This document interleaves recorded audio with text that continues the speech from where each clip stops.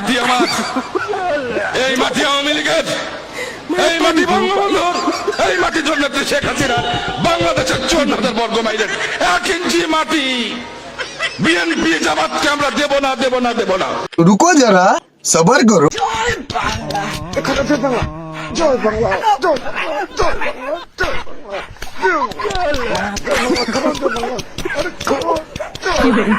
ऐसा लगा मेरा मजाक। প্রিয় বন্ধুরা, আজকের ভিডিওটি ফাটাফাটি হতে চলছে। চ্যালেঞ্জ করে বলতে পারি, আজকের ভিডিওটি দেখলে বিনোদন কাকে বলে বুঝতে পারবে। রাগ করলেন, রাগ করলেও কিছু করার নাই। আজকের ভিডিও টাইটেল ও থাম্বনেল দেখে অবশ্যই বুঝে গেছেন ভিডিওটি কেমন হতে পারে। এই তো সবাইকে অনুরোধ করবো ভিডিওটি শেষ পর্যন্ত দেখার জন্য। সময় কম, শুরু করো। ইসলামী ব্যাংক ইসলাম নয়, আমাদের জনাব মির্জা ফখরুল ইসলামও ইসলাম নয়। ওরে ভাই, এটা কি শুনাইলেন? এই তো কিছুদিন হলো নির্বাচনের আগে উনি কি ডায়লগ না মারছিলেন। অঙ্গীকারবদ্ধ এই দেশে আমরা কোরআন ও সুন্নাহর বাইরে কোনো আইন আমরা করতে দেব না। আপনাকে আর কোরআন সুন্নাহর আইন করতে হবে না, আপনাকে একবারে মাঠের বাইরে পাঠাই দিছে, যেটাকে বলা হয় সরাসরি লাল কার্ড।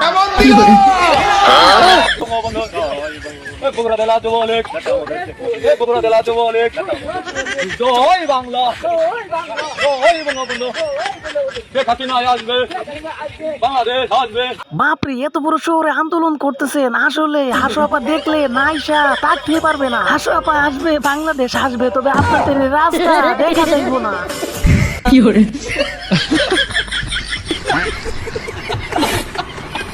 আওয়ামী লীগের বডি ল্যাঙ্গুয়েজের ভিতরে তারা যে ক্রিমিনাল কাজ করেছে এটা কেন অনুভব হয় না? কারণ জুলাই গণ অভ্যুত্থানের পরে আপনার বড় বড় ফ্যাক্টরি জ্বালায় দেওয়া হয়েছে, লুটপাট করা হয়েছে, মবের মাধ্যমে অসংখ্য শিক্ষকের চাকরি হয়ে গেছে, অসংখ্য ব্যাংকারের চাকরি হয়ে গেছে। বলে না গেছে না? একটা আওয়ামী লীগ তৈরি করতে অন্তত 50টি পদ্মা সেতুর মতো ব্যয় হয়েছে। আমি চাই আওয়ামী লীগও রাজনীতি করুক, আওয়ামী লীগের রাজনৈতিক অধিকার আমি চাই। দল হিসেবে তাদের কোনো ব্যক্তি যদি অপরাধ করে তার বিচার হোক, কিন্তু এই দলের রাজনৈতিক গুরুত্ব বাংলাদেশে অনেক গুরুত্বপূর্ণ। আগেও বলেছি, আমি আবারও বলছি, আওয়ামী লীগের মতো এত বড় একটা দলকে নিষিদ্ধ করা এবং তাকে কোনো কিছুতে অংশগ্রহণ করতে না দেয়া বাংলাদেশের রাজনৈতিক বাস্তবতার জন্য কোনো ইতিহাস বা একটা সুশাসন বয়ে আনবে না। ইগারে কিপটা বলেছেন কি ওরে ধরে সহবাস করে দে। চাটতে পারলে পথ পাবি, পথ পাইলে মাল কামাবি। তুই যত মাল কামাবি আমারে তার অর্ধেক দিবি। तू समझा? हाँ नहीं तू समझा नहीं। আর এত তাড়াতাড়ি কি বুঝবে? ভিডিও তো মাত্র কেবল শুরু হলো। বুঝতে হলে তো সম্পূর্ণ ভিডিওটি দেখতে হবে। তাহলে চলেন দেখে আসি।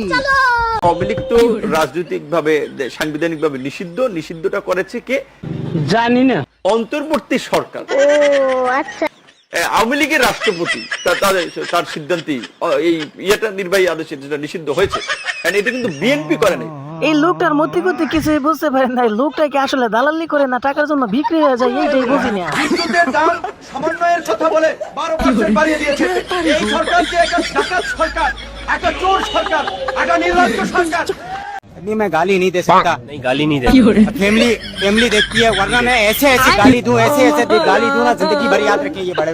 শেখ হাসিনা তার বাবার বাংলাদেশ, আমার বাংলাদেশ, আমাদের বাংলাদেশ, অর্থাৎ আমাদের সবার বাংলাদেশ। যেহেতু এটা তিনি দেশে আসবেন, এটা তার মতো করে তিনি আসবেন। মামলা তো তারেক রহমানের বিরুদ্ধে ছিল, বাবরের বিরুদ্ধে 150 মামলা ছিল। বাবর কোথায় এখন? বাবরের বিরুদ্ধে কোনো মামলা আছে? এসব মামলা হচ্ছে ফরমাইশি মামলা বলা হয় এগুলোকে। শেখ হাসিনার প্রতি আমাদের ইনসাফ থাকবে।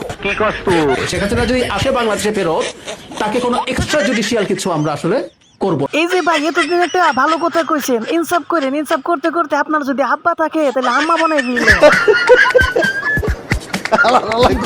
আমরা চাই আওয়ামী লীগ বাংলাদেশে ফিরে আসুক, শেখ হাসিনা ফিরে আসুক। শোনেন, শেখ হাসিনা যদি বাংলাদেশে ফিরে আসে, আমি রাশেদ খান বিমানবন্দরে যাব ফুলের তোরা হাতে তাকে রিসিভ করার জন্য। ভাই সেই দিন আমিও যাবো, তবে হাসপাকে দেখার জন্য নয়, আপনাকে দেখার জন্য। আপনি কয় নাম্বার সাফা মারছে? আগে মনে করতাম যে শেখ হাসিনা স্বৈরাচার ফ্যাসিস্ট ছিল বোধহয়, তাকে উৎখাত করেছে। কিন্তু এখন আমার কাছে মনে হয় শুধু এটাই কারণ না, কারণটা তাকে স্বৈরাচার বানানো হয়েছে। হাই রে, কি দৌড়তে টেলাই একবারে সবকিছু উতলাই পড়তে আছে।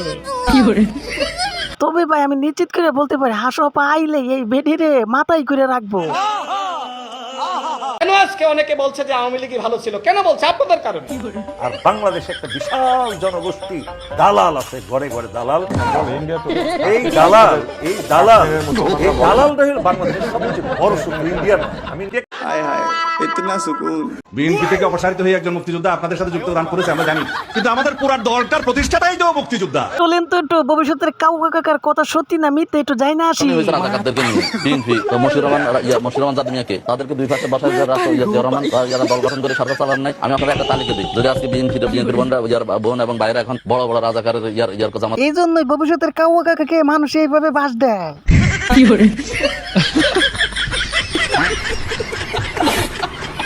নির্বাচনের আগে এখন রাশেদ খান যে আসনে নির্বাচন করবে সেখানে দেখেছে ধানের শীর্ষটা তার জন্য জয়টা ওখানে ডিফিকাল্ট। আর নির্বাচন কমিশনের বিধান অনুযায়ী আপনি এক দলের মার্কা নিয়ে নির্বাচন করলে ওই দলে যোগ দিতে হবে, সে আলোচনার ভিত্তিতে যোগ দিয়েছে। এখন রাশেদ খান যদি মনে করে যে তার যে সংগ্রামী একটা অভিজ্ঞতা সেটা বিএনপি এখন সরকার আছে, বিএনপি একটা বড় দল, সেখানে গিয়ে সে সেটা ভালোভাবে কাজে লাগাবে, আমি ওয়েলকাম অ্যাপ্রিশিয়েট, কিন্তু নেগেটিভ কিছু না। ভাইজানের কথা বুঝতে পারছি, ভাইজানের কথায় যুক্তি আছে। তবে আমি শিওর করে বলতে পারি আওয়ামী লীগ আসলেও আওয়ামী লীগের দলে যোগ দিবে। কারণ ওনারা বুঝে উন্নয়ন উন্নয়ন, কার উন্নয়ন বুঝেন নাই, নিজেদের উন্নয়ন। কি বলছিস তুই? নাউজুবিল্লাহ মিন যালিক। জান্নাতের টিকিট কি কেউ বিক্রি করতে পারে ভাই সাহেব? যারা বিক্রি করছে তারা তো ধর্ম ব্যবসায়ী। আমরা ধানের শীষে ভোট দিলে আমরা জান্নাত পাবো, এটা আমরা বলতে পারি। আদর্শবান দল ধানের শীষের দল। প্রথমে মনে করছিলাম ভুল করে সৌদি আরবে পড়ছি, পরে দেখি না এটা দিয়ে আমাদের ভবিষ্যতের কাউ কাকু।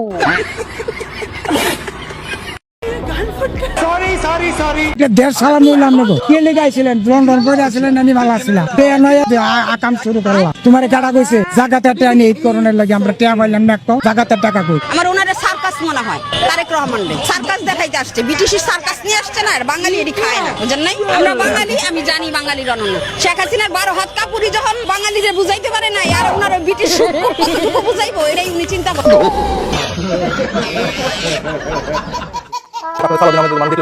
এত অভিজ্ঞ এত পণ্ডিত একটা লোক, তারে হচ্ছে সে গেছে, তার হচ্ছে ভুয়া করছে, স্টেডিয়ামে হচ্ছে খেলা দেখতে গেছে, তার ওই পুত্র নিয়ে কেন সব ভুয়া করছে আমি বুঝলাম না। মানে আমাদের সব মানুষ এনসিপি জামাত এত লোক হয়ে গেছে, মানে স্টেডিয়ামে গ্যালারি ভর্তি মানুষ এনসিপি, স্টেডিয়ামে ভুয়া করে, রাস্তা দিয়ে আপনি ভুয়া করে, আর হচ্ছে যে মানুষ নাকি আমাদেরকে পছন্দ করে না, ভালোবাসেন। আচ্ছা ভাই ভাই ভাই চলে যাও, আমি কথা বলতে পারেন না। আচ্ছা আচ্ছা ভাই প্লিজ। যে উত্তর দিছে এর থেকে ভালো উত্তর আর কেউ দিতে পারবো না, কারণ যে প্রশ্ন করছে এই প্রশ্নের উত্তর দিতে গেলে না ওটা ছাড়া কোনো উপায় নাই।